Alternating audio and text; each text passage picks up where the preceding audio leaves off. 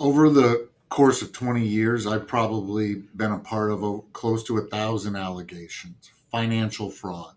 And it's the whole reason I got into this business was the chase of the fraud.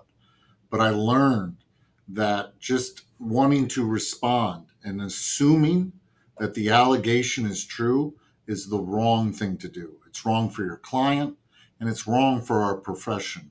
So let me explain this. And I think the best way to explain this is identifying fraud, financial fraud. You need to be a really good angler or a fisherman. Think about it from this context. You're with your family and you want to catch some big fish. You go to one charter service and they're sitting there and what do they say to you? Yeah, we can go and find it.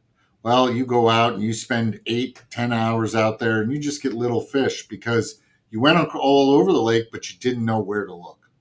But then you go find the seasoned one, the one who's been around those waters and knows where to look. And within 2 hours, you come back with your cooler full. Well, that's my point in fraud allegations. Far too many times people jump before looking. And it's important. There's certain factors to consider before you go. First thing I'll do is I want to know specific details of the complaint. So, number one, understand the particular details of the complaint, right? Who did this? When did they do this? When did you become aware of it? Any idea why? Think about pressures and opportunities, right? We want to know that if you go back to our certified fraud examiner trainings, right? Where did this happen? Where did you see it? Where is the information? All right. I go through all of these things and then I ask how. I'm trying to get as much information. And at that point in time, what am I trying to do? I'm trying to evaluate whether or not the allegation has enough in predication for me to perform procedures. If they don't, there's nothing that I can do. Yes, I could probably go and say I'll look at bank statements, but if they don't know the date or it's just a hunch, is that sound? Are you giving professional due care to your clients? And those are the questions I'm asking. I'm not here in the business to waste people's money and their resources. I'm here to identify a problem and go after it. And that's what triaging a fraud allegation should be all about. So in addition to, what are the particular details, does the complainant know the full story? Are there certain policies or procedures that maybe they are not aware of? Is it just misunderstanding, which 9.9 times out of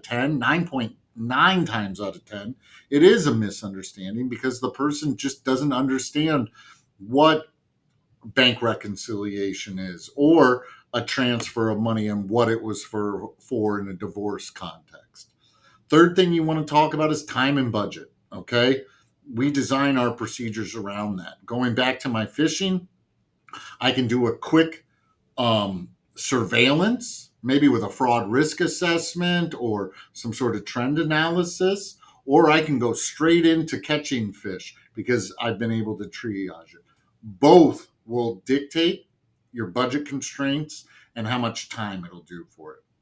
And then finally, you got to analyze the seriousness of the alleged misconduct and the potential consequences for the respondent if the allegations are proven. And what I'm talking about this is materiality, okay?